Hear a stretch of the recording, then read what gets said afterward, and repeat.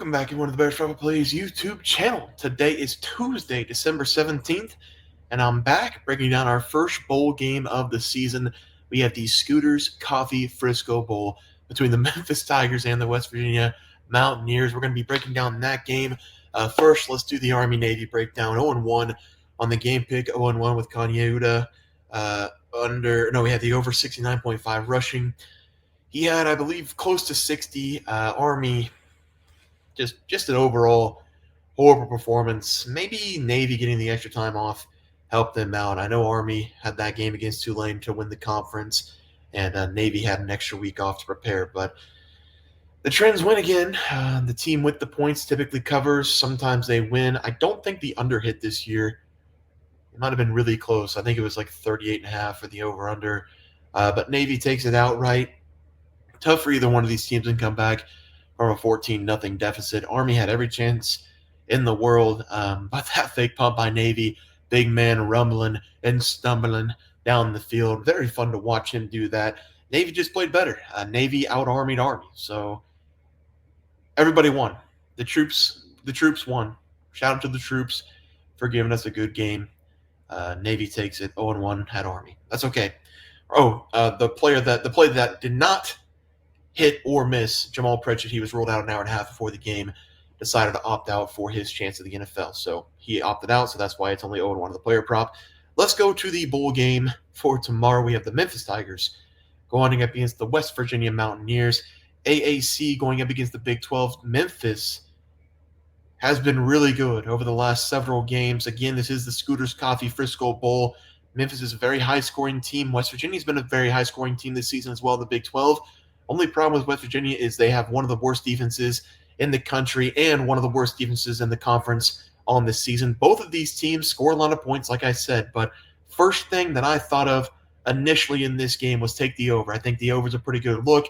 I do think there's going to be a lot of points scored in this game, but I think the best play for this game is going to be the Memphis Tigers minus 4.5. I think they're just a better overall team here. Memphis is also coming in red hot, winning 7 of their last 8 games on the season. They finished off their regular season by knocking off the number 17 team in the country, Tulane. Memphis did finish this year with 10 wins. They did most of that by just outscoring the opposing team. They're the 24th best passing offense in the country. They're also top 50 in rushing offense this season. Altogether, they're top 20 in scoring, putting up 35.2 points per game. They're also very good on the defensive side, being top 50 in points allowed per game, just 22.8 points per game. This Memphis team, they've got a great quarterback. They've got good running backs in the backfield, have a couple talented wide receivers on the outside. They should be able to do what they want when they want against this West Virginia defense. I don't think Memphis is going to have any problems in this game. The play is going to be minus 4.5. West Virginia, they've got some talented players themselves. I'm sure they're going to put up a fight in this game, but I just don't see them. I don't see them scoring every possession. I know Memphis has that pretty good defense, and West Virginia's been good offensive this season. I just don't see them matching the talent of the Memphis offense. Garrick Green is going to do everything he can with his arm, with his legs. He's been a little bit down this season for his senior year, but I just don't think it's going to be enough. I think he's going to struggle just a little bit on a couple drives, and if he can't score every single drive, I think Memphis will pull away. The play is going to be minus 4.5 as the play for the Frisco Bowl, or for the Scooters Coffee Frisco Bowl. For the player props, we are going to be breaking down 2 of them. We are going to start in the backfield for the Memphis Tigers. It's going to be Mario Anderson, over 110.5 rushing, going up against West Virginia. You can see those numbers on the bottom right-hand side. West Virginia, they have been bad against the pass. They've been bad against the run all season long. I do think Memphis will be able to move the ball on the ground through the air, whatever they want to do in this game. Memphis has been pounding the rock a lot over the last couple games. Mario Anderson has been benefiting from that the most.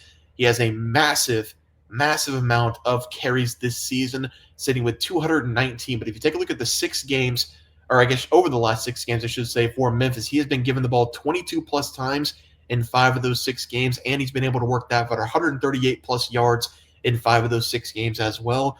He's coming off his best performance of the season against the number 17 team in the country, Tulane, having 24 touches, 177 yards. He also got himself into the end zone. It does not look like Memphis is going to stop giving him the ball in this game. I will say, whenever they give him the ball, good things happen. 5.8 yards per carry over the last 3 weeks or more. So this has been a one-man wrecking crew over the last several weeks. I don't expect that to change, especially against this piss-poor West Virginia defense. Give me the over 110.5 rushing as the first play.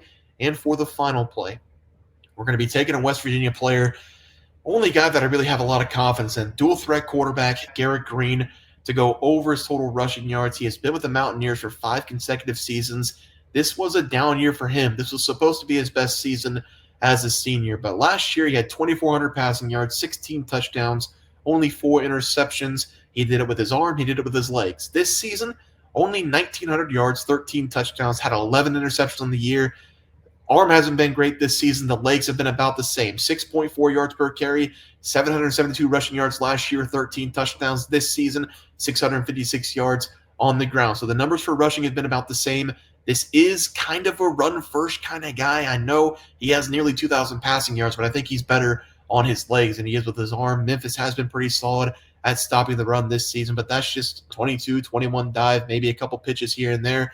Garrett Green most likely is going to get most of his yards running outside the pocket. I really think he's very good at extending plays. He's good at extending drives. He is going to have to go out and get out of the pocket, scramble a little bit, and use his legs to pick up some first downs. This is a pretty good Memphis defense.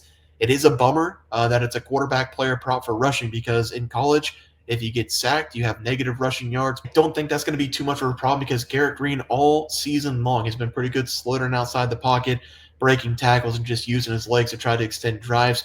West Virginia's been good because of him on the offensive side. I'm going to take him in this game over 61.5 rushing yards as the final play of the day. Let's go take a look at that recap graphic. We are going to go with Memphis minus 4.5. I also like the over. I'm not going to give it out as a play, but if you're looking for another play, I'd take the over. Mario Anderson over 110.5 rushing, and then Garrett Green over 61.5 rushing as the final play of the day there. Guys, that's going to do it for the NCAA football plays and props for Tuesday, December 17th slated games. If you guys enjoy the content, please sure to drop a like on this video and subscribe to the channel below. See you guys next video, and thanks for watching.